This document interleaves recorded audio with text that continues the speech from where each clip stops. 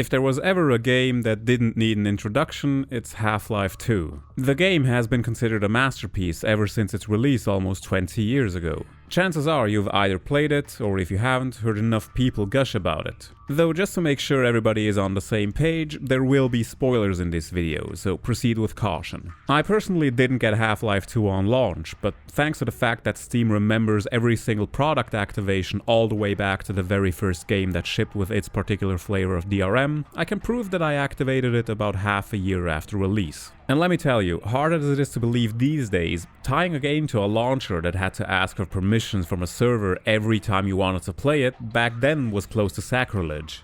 Well, okay, given the many complaints people have about other launchers, it still is today. And it doesn't help that Steam tended to suffer major technical growing pains when it was first introduced. But Steam itself is hardly controversial these days, outside of the fact that they have pretty much no barrier to entry anymore, but that's a discussion for another day. But why talk about Half-Life 2 now? Well, like I said, it's been 20 years since it came out. I was 16 when I played it, and I'll be turning 36 this year. I haven't really replayed the game in its entirety since back then. Oh sure, I started it up a couple of times, but never really got farther than Black Mesa East, which my achievements from 2014 coincidentally prove. And even then, that's still 10 years ago when I last touched it. I could pretend that the reason for playing it now has some greater goal in order to justify making a video about it, but basically I wanted to see if it still holds up. And I finally bought the other Half-Life game Valve released a couple of years ago, and I wanted to refresh my memory, so keep an eye out for that. Also, I wanted to play the original again before the RTX remaster ruins yet another good game, as has already happened with Portal and its conversion, which only proved that people who care most about graphics have no idea that art direction is the more important aspect of visuals, and thus they completely destroyed the atmosphere of the original Portal with that tarded up waste of time and money, but I digress. And I know that going back to an old favorite is a dangerous proposition. Rose-tinted glasses have cemented Half-Life 2 in my memory as one of the best games I've ever played. And there's nothing more effective at destroying cherished memories as re-experiencing something you first encountered in your formative years with a more jaded, cynical worldview that develops when you were getting older. But sometimes old stuff manages to pull you back into the mindset of what it was like when you first encountered it. The things that do that for me are the original Star Wars trilogy or The Wizard of Oz. They've managed to keep eliciting this feeling of wonder and awe for all this time, and they always bring me back to a simpler time of my childhood, where the woes of the world didn't register with me. That isn't to say that I believe the world was a better place in the mid-90s when I first saw these movies. That would be a fatal pitfall, the "things used to be better in the past" mantra that I hope to always avoid. But subjectively, I certainly think my life was easier as a child back then compared to being an adult today, simply because I didn't have all the responsibilities I have now. And that's the point of re-examining the things that have brought me joy in my formative years, to see if they still do that today, and maybe let me forget the stuff around me to make me feel like I felt back then. There's also a secondary problem that can arise when experiencing older pieces of art and entertainment, something that typically only afflicts properties of great cultural significance and influence, which is that they might appear a bit quaint in retrospect. Landmark works often have the issue that they get copied and remixed so often that whenever someone encounters the original pioneering work after having experienced all the later stuff that drew inspiration from the original, it can't possibly have the same effect as it had when it originally came out. It can cause the original to feel derivative in spite of the fact that it was the actual innovator. This fact is only compounded when you further factor in that video game development hasn't stood still since 2004, and we've seen many new titles come out that have surpassed Half-Life 2 in some ways. Being a pioneer always comes with the downside that you'll never be the one to perfect something, at least not with the pioneering work itself. Now, I'm aware that I'm not perfectly re-experiencing the game as I did back then. For one, my current computer is so ridiculously more powerful than the one I originally played it on, it's almost comical. I remember having to wait an eternity when I first booted up the game, and loading levels wasn't much faster. Playing at a solid 60 FPS back then was also never guaranteed. Now the load times are much better, and given the improvements in streaming in assets on the fly, the game could easily work as one contiguous experience, if Valve were to ever remaster it to make use of such a technique, instead of the segmented levels with loading screens between them. But it's not just that I'm playing the game on much better hardware these days that makes a difference. The game has seen multiple updates over the years, which have all had slight impacts on the game.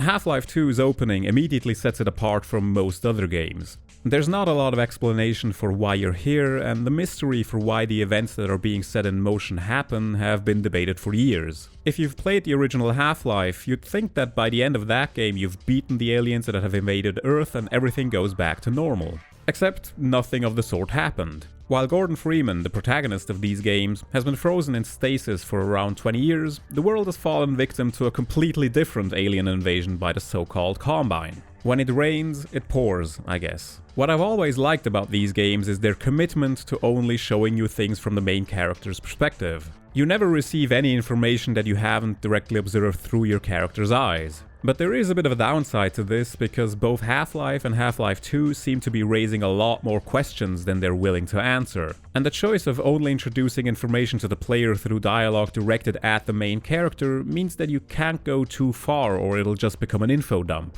And that's something any competent writer tries to avoid. Thankfully, Half-Life 2 did have a competent writer, but you'll have to live with the fact that you won't get any direct answers for most of the questions you might be having about the story and the setting. One thing that registered on a negative note with me was that while the game keeps expository conversations in-engine and in real time, it forgets to account for the player's position in the scripted theater play that happens. For one, if something happens somewhere you're not looking, you might miss it. And if you're in the path of an NPC, they'll just walk straight into you and shove you out of their way. A more elegant and impressive implementation would have accounted for the player's position and adjusted the NPC's paths on the fly. Sure, this is nitpicking, but I still feel that if someone aims to increase immersion by not breaking continuity, they have to make sure all the pieces are in support of that goal. NPCs have pathfinding during gameplay after all. It's not great pathfinding, but it's there. So I would at least expect the same from the scripted portion as well. Though I have to say, the way characters try to look at you while walking around the place looks utterly terrible. Again, this would be forgivable, but Half-Life 2 also pioneered facial motion capture technology with some really impressive results. Faces animate in really subtle ways. The shot of Alex when you first meet her, the way her expression shifts is still damn impressive to see today.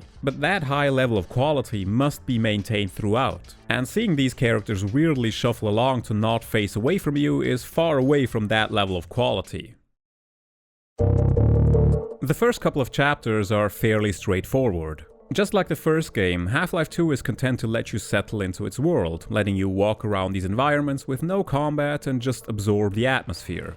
I've often seen game design professionals give the advice that a game should open with excitement, an action hook that grabs the player's interest. But honestly, the openings of both Half-Life and its sequel are seared into my memory far more vividly than most others. The train ride at the start of both games, and Gordon's routine at Black Mesa before the experiment, or the walk through the train station and the way to meeting your allies in Half-Life 2 break with the typical action game tradition of opening with explosions and fanfares. It builds atmosphere in a way I've rarely seen other games attempt. And that's really what I think Half-Life 2 does incredibly well: atmosphere. While the game can pull off high-octane excitement with the best of them, it's not afraid to also give you some quiet time in between. It's a commitment to narrative pacing that even today seems unique. Both games really kick into high gear when a teleporter mishap causes all hell to break loose. In Half-Life 2's case, this is where the Combine start noticing your allies' shenanigans and Gordon has to get out of City 17 somehow. What follows are a few chapters mostly through sewer systems.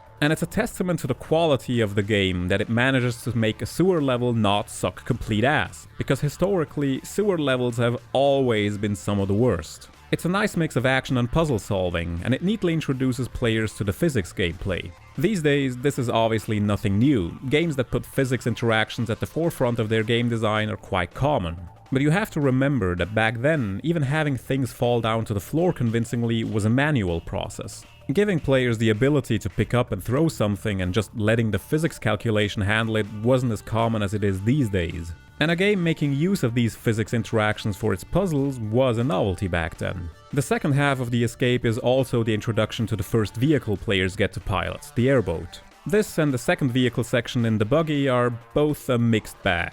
If it was just about driving the vehicles, that'd be one thing, but both of them also offer some offensive capabilities. And steering with the keyboard while aiming the gun with the mouse absolutely breaks my coordination. And I'm not completely without fine motor skills, you've seen me play the guitar in a couple of videos on my channel after all. While it's fun to ride through the sewers on the airboat or through the wasteland in the buggy, the combat makes it a bit of a hassle. And I have to say, for how much the physics play an important role in the game, both vehicles feel rather floaty and weightless, especially when you have to manhandle them with the gravity gun. It doesn't help that both these sections have you driving around a bit before there's an inevitable obstacle in the road, like an enemy outpost that you have to clear until you can continue. The airboat section at least has a few bigger structures for you to fight through, but Highway 17 seems like they just plonked down a few random outposts, filled them with a handful of enemies and called it a day. Still, the introduction of vehicles show that Valve were intent on providing players with a lot of variety over the course of their adventure.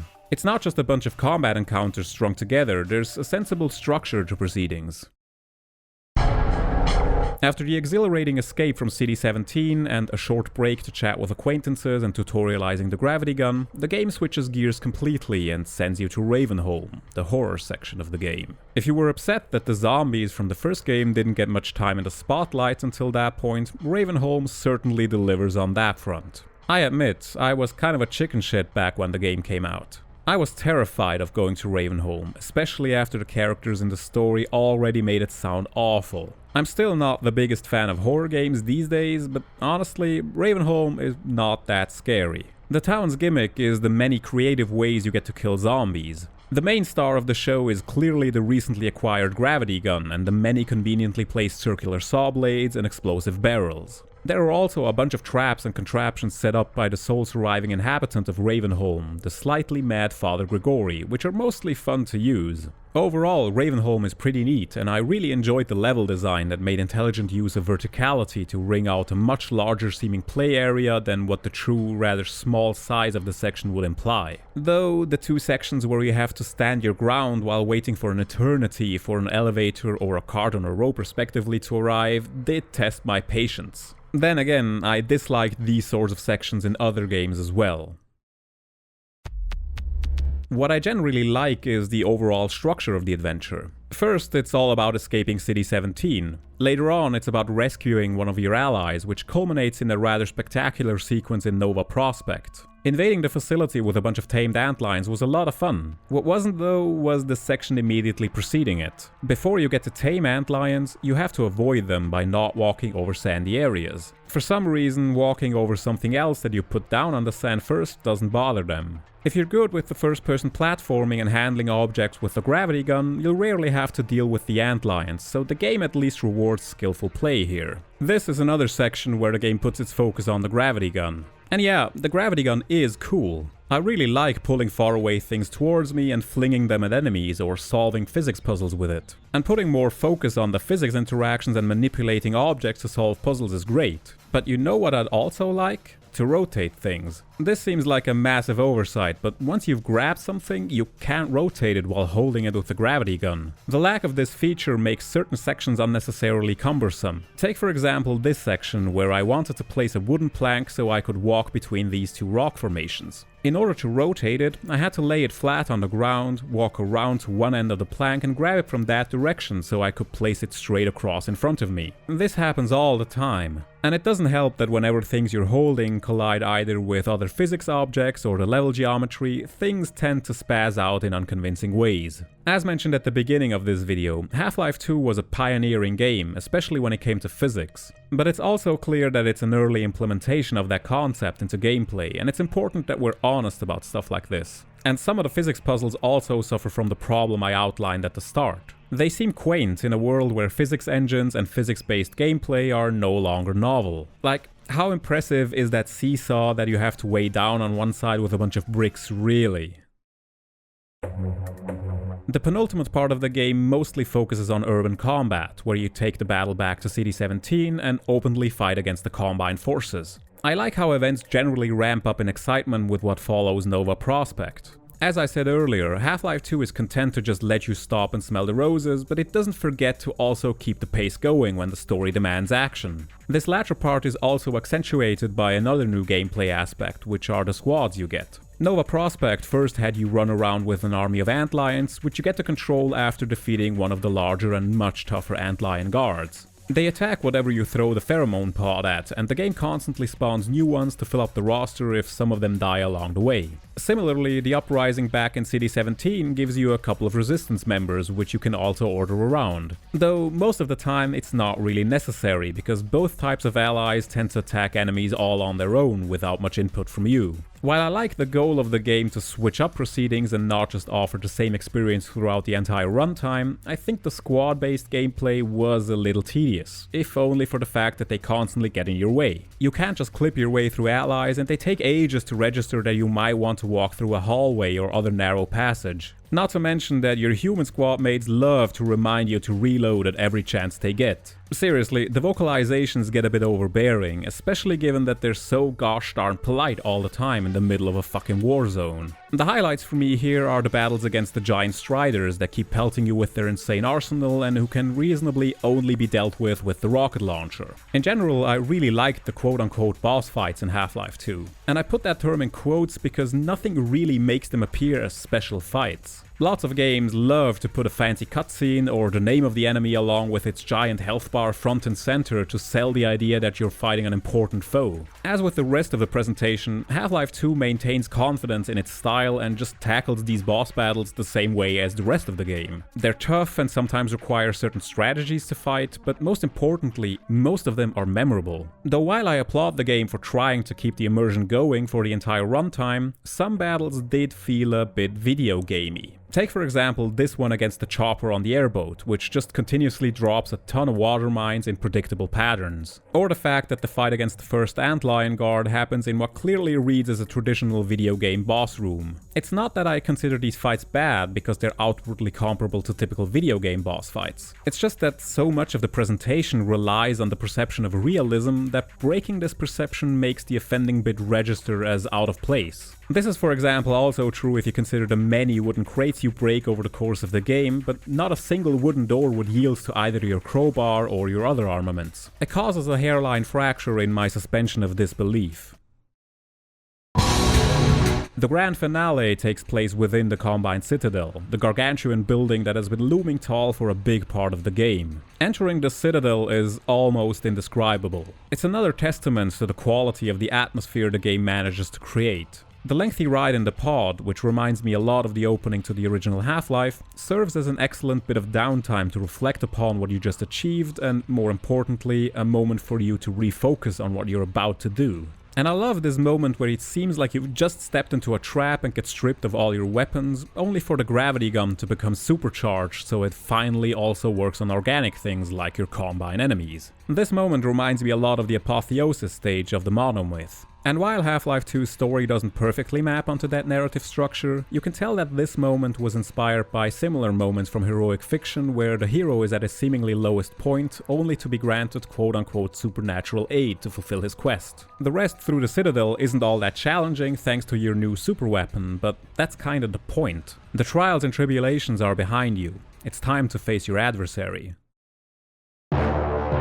I haven't talked much about who you're actually fighting in Half-Life 2. It's always mentioned that the enemy are the Combine, but truthfully, you probably never even meet a single representative of the Combine directly in Half-Life 2. All their soldiers are just humans who have undergone extensive surgery to become obedient slaves. Zombies are just victims of their headcrabs that they spread over the land with their rockets, and the rest are just weird alien fauna. They employ plenty of biomechanical synthetic machines, like the Striders and the gunships, but the only true glimpse you get of the ultimate enemy is on a screen, and you don't even get to interact with it in any way. No, the enemy in Half-Life 2 is your fellow man. More specifically, those who wish to bargain with their new overlords. And I really like that aspect of the story. It's not just another lame alien invasion plot that focuses on mowing down faceless enemies you never get to understand. No, Half-Life 2's conflict is about what to do in the face of seemingly overwhelming enemy firepower and resources. Remember, the Combine are so scary, the aliens who invaded Earth back in the first game ran away from them. Their invasion wasn't a planned effort to expand an empire.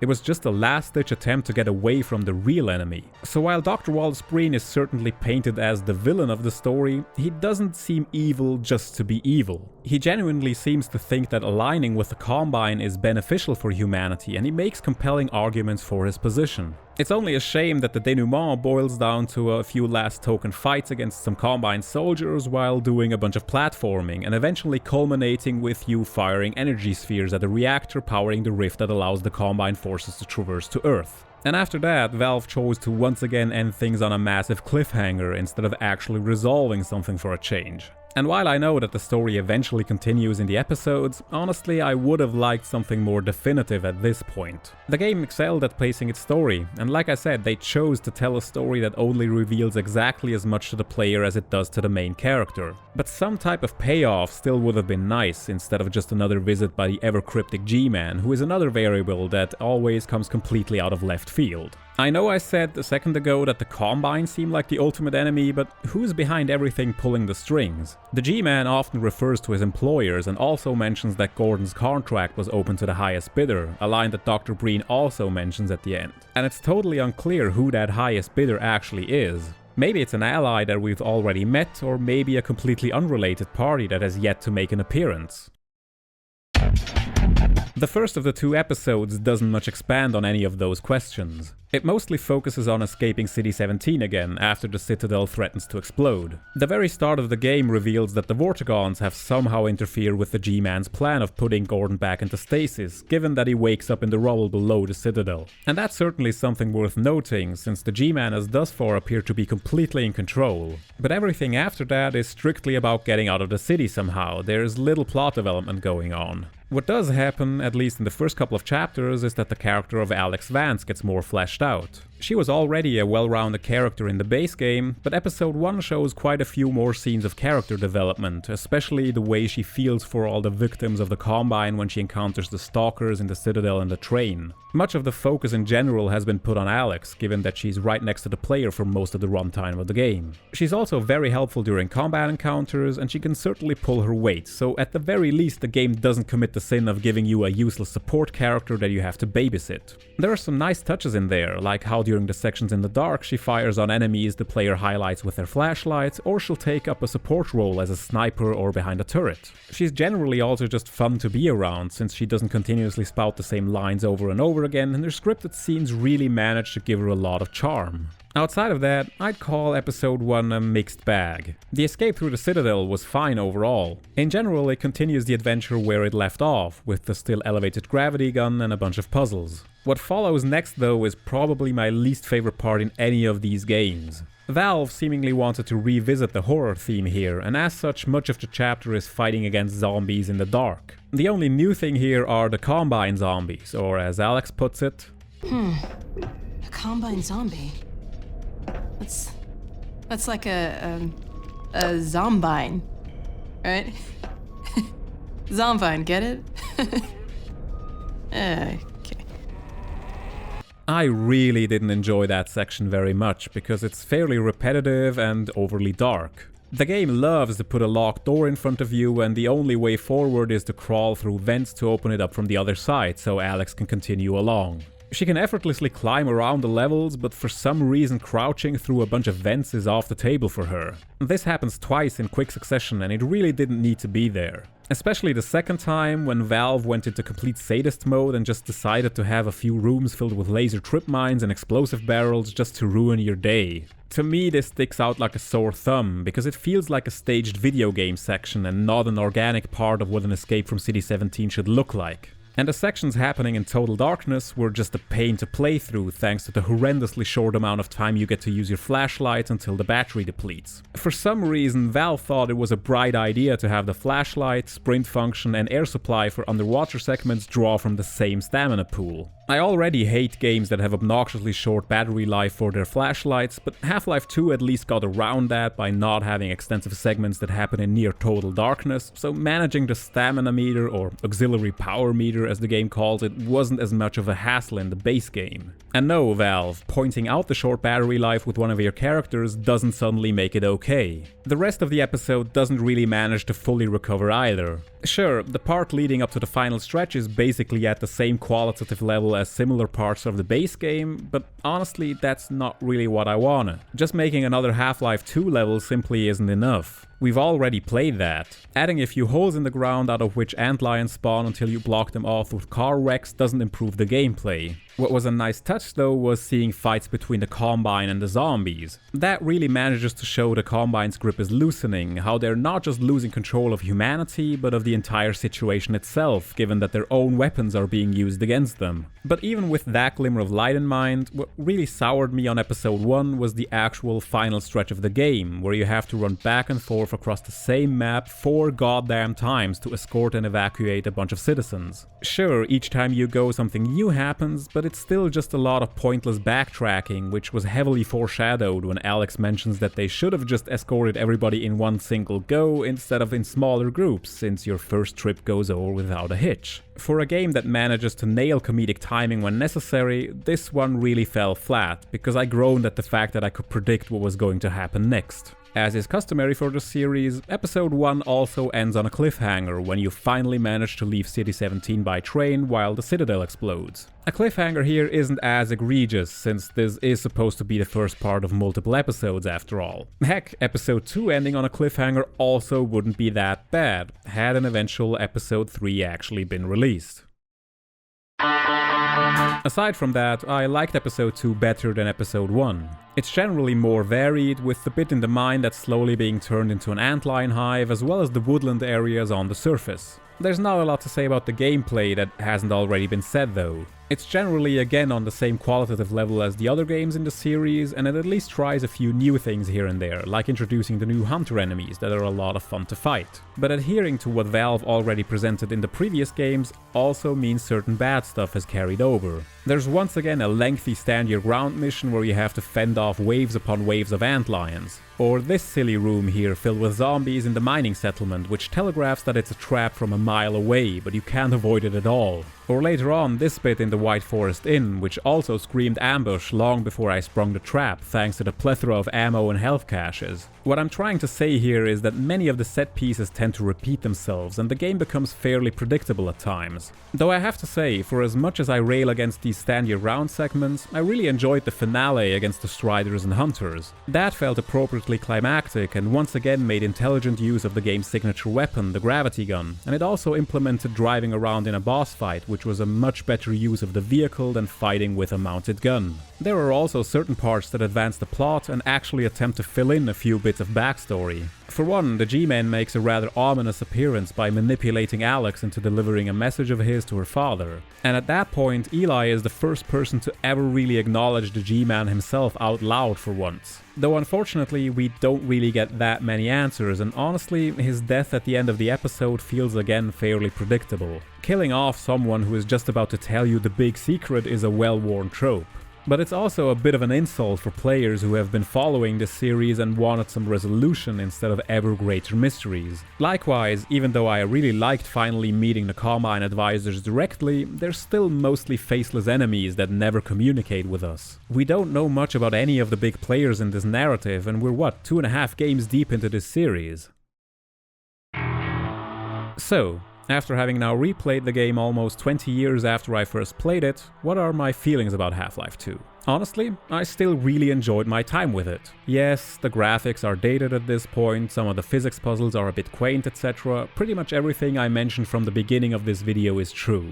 But the game's sheer quality in terms of atmosphere, narrative delivery, gameplay and level and audio design still shine as brightly as it did 20 years ago. Heck, I didn't even really talk about the level design of these games. People love harping on and on about Dark Souls' brilliant level design that loops back in on itself, as if Half-Life 2 hadn't done this years earlier. There's tons of instances where you can look back over the level you've just completed to see that your path was snaking its way back and forth through a map with a rather small footprint. Often you can see places you'll visit later on through windows or fences, and you can look back to where you came from when you pass by later on. The game makes incredibly intelligent use of its spaces, and they also feel believable as a result. Because even though the game is incredibly linear, it never feels like you're just walking down a corridor. And I generally just liked being back in an experience that didn't reward you with endlessly regenerating health, where you had to make do with the resources you found in the level. So it certainly made me feel like the kid who played Half-Life 2 for the first time 20 years ago. And it just has to be said, shooters are better and more fun if they allow you to move at a speed greater than a fully packed down Space Marine who just shit his pants. Still, obviously the game isn't perfect. I've mentioned a few things and there's a lot more I could talk about, like how platforming in first-person games is never all that graceful, or how ladders in these games, while at least not contextual, can be a challenge to navigate. But at this point, this would all boil down to nitpicking. I still really like Half-Life 2, and I'm glad I replayed it. If you haven't played it, you absolutely should. And if you haven't played it in 20 years, you should absolutely do so again. And with that said, I hope I'll also like Half-Life Alyx, so see you then.